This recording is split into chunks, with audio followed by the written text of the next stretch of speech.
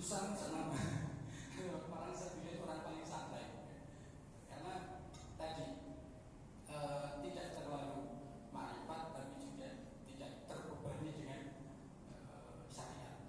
Nah, doa itu dalam banyak hadis, dan ini hadis yang paling populer, yang paling pendek. Doa mukhul ibadah. Doa itu adalah ruhnya ibadah. Maksudnya nopo? Panjenengan setiap hari doa apa? Oh mesti masalahnya oke. Doanya oke ya. Habis sholat, supaya doa.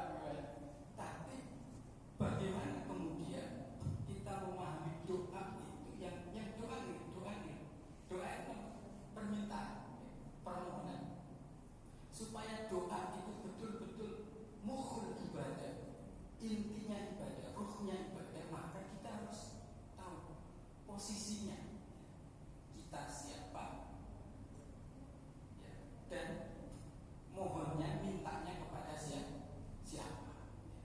Nah ini saya mulai dari ma'rifatnya. Doa itu berasal dari kata doa. Doa itu ada sekitar 230 berapa ya di Al-Quran. Kata doa itu mana sudah saya rangkum, ada 203 ya. Kata doa ini dalam arti yang 3 ayat. Dari sekian ayat 6.600 sekian ayat. Nah, bagaimana kemudian supaya doa ini betul-betul menjadi ruhnya ibadah? Saya yakin dan pasti di antara kita semua, kula panjenengan sedaya, ya, setiap hari mesti doa, ya, terutama setelah sholat, ya, karena memang dari segi doa itu kan dari segi ada caranya, ada 15 adab dalam berdoa. Ini syariat, ya. Dari segi waktu ada 17 waktu yang mustajab. Nah, ini mungkin kesempatan lain nanti akan saya jelaskan. Jadi secara adab doa itu, ya, karena doa itu kan minta, ya, mohon kepada Allah Subhanahu wa Ta'ala. Maka harus tahu adabnya, ya, tahu sopan santunnya. Anak minta ke orang tua saja pakai adab, ya, ada adabnya. Nah sama doa kepada Allah juga kurang lebih ada 15 adab. Mungkin lain waktu ini saya jelaskan.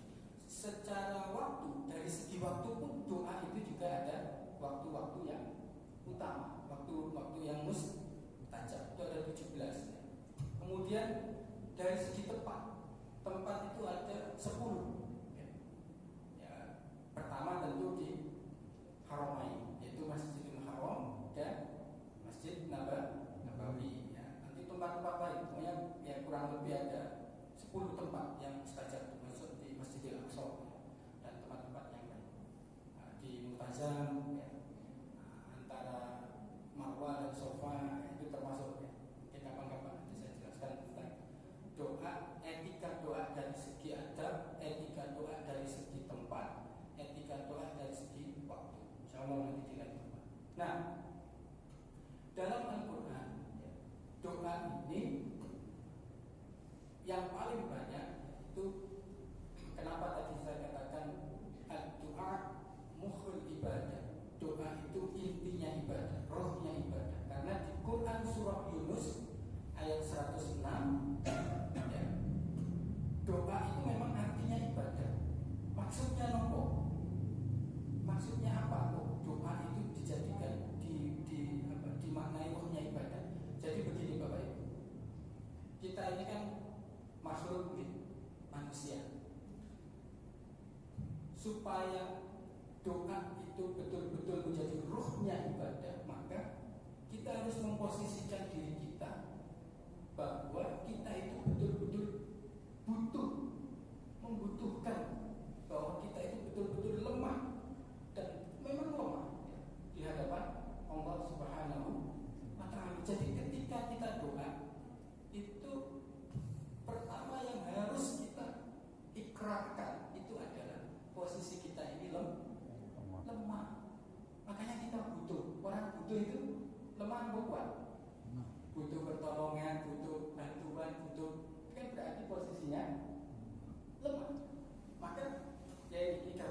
antara ma'rifat dan syariat supaya kita menempatkan doa itu, karena nanti kalau tidak tahu maksud dari doa mukhul ibadah, yang terjadi kriminal nanti.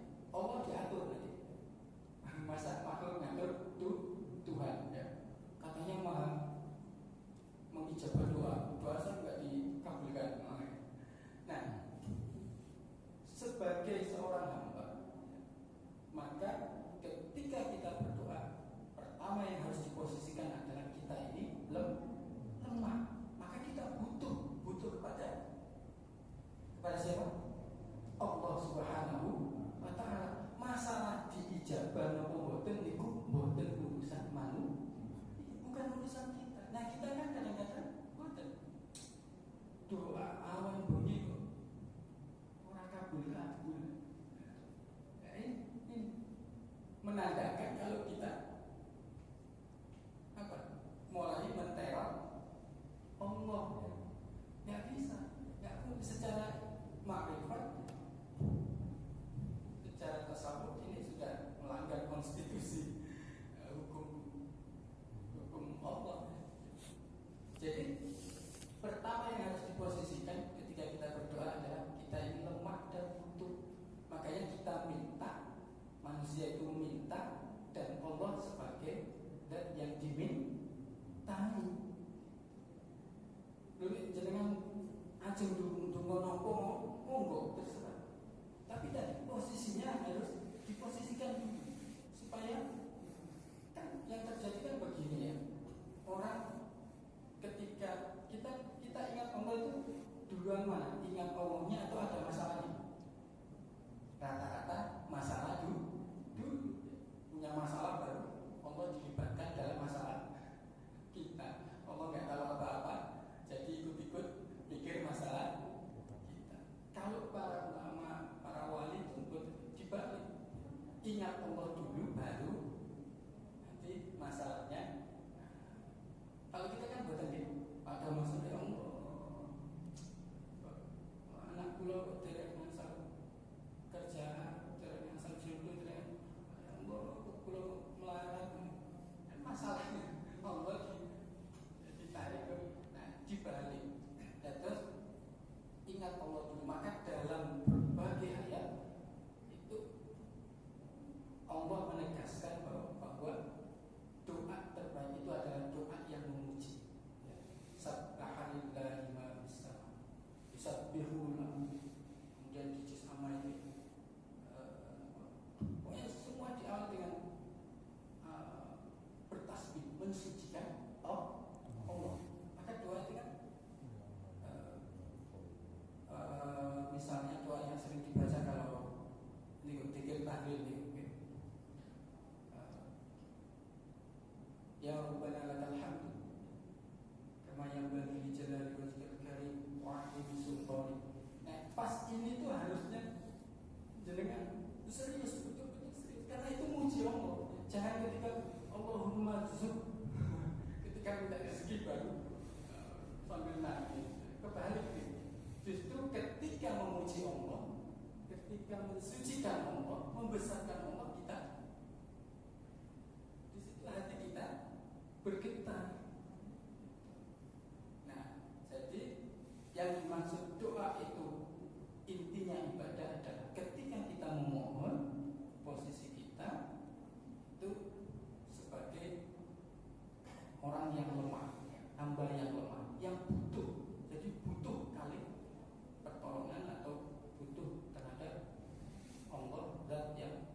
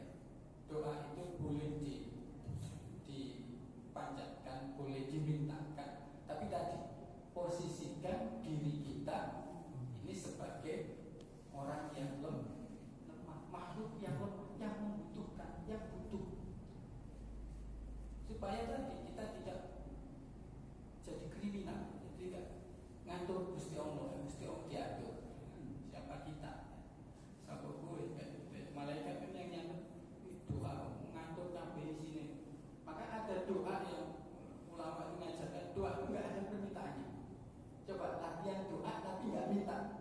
Apa itu? Itu kan memuji Allah. Subhanallah bihamdi adada khalqi wa ridha nafsi wa zinata arsyihi wa midada kalimati. Oh, coba itu isinya semua memuji Allah. Semua tapi doa. Ya ada permintaan. Minta. Lu kapan mintanya? Bahwa rasa minta. Gusti Allah sebenarnya tahu apa yang minta, mohon, berdoa, dan Allah tidak memberi. Itu artinya Allah ingin menunjukkan kekuasaannya, bahwa Allah itu maha kuasa, tidak bisa diatur oleh makhluknya, dan juga menunjukkan bahwa kita ini lemah, sehingga kita tidak bisa ngatur kehendaknya Allah Subhanahu wa Ta'ala. Kemarin materi ikan kemarin, kalau Bapak Ibu masih ingat. Jadi enak, makanya para wali itu, orang-orang alim itu kalau doa, ya sering-sering banget.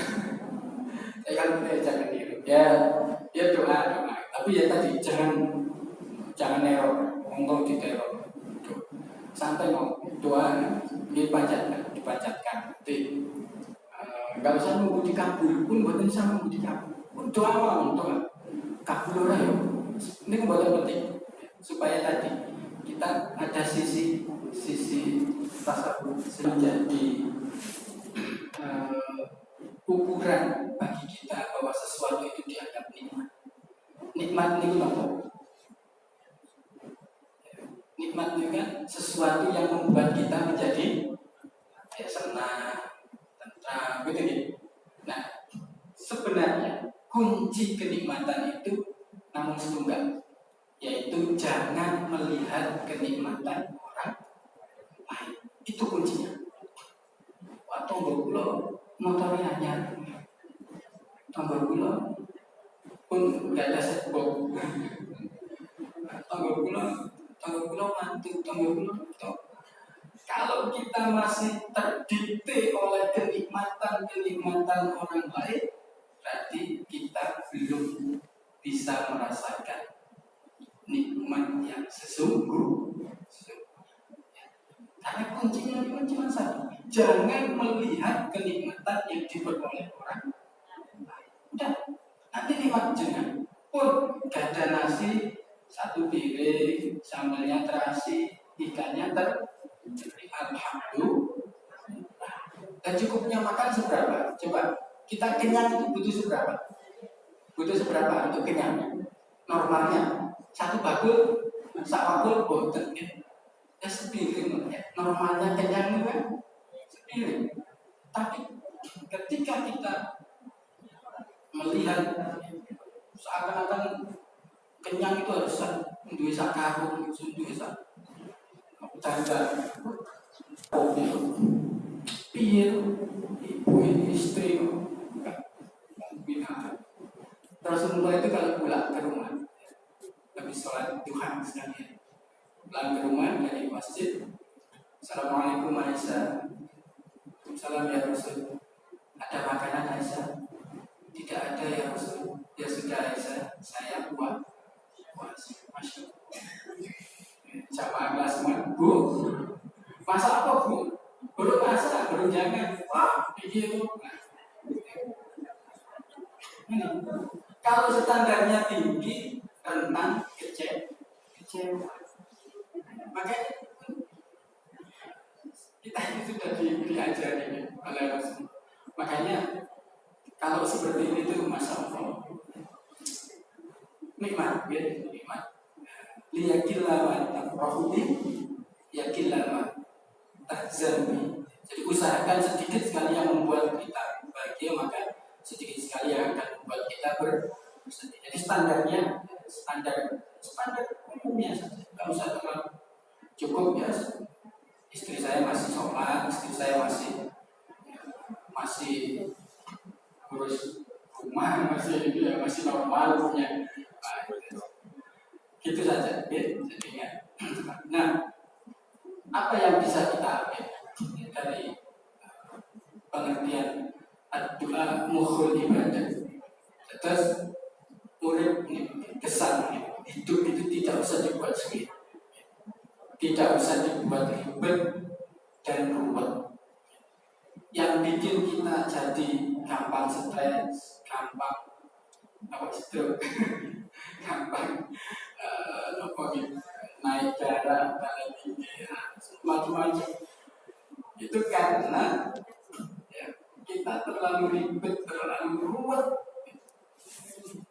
menjalani hidup ini. Yang penting asal boten maksiat, dados pribadi yang menyenangkan, memberi manfaat bagi banyak orang, tidak mengusik hidupnya orang lain. Ini pun nikmat Pak. Hidup nikmat Pak.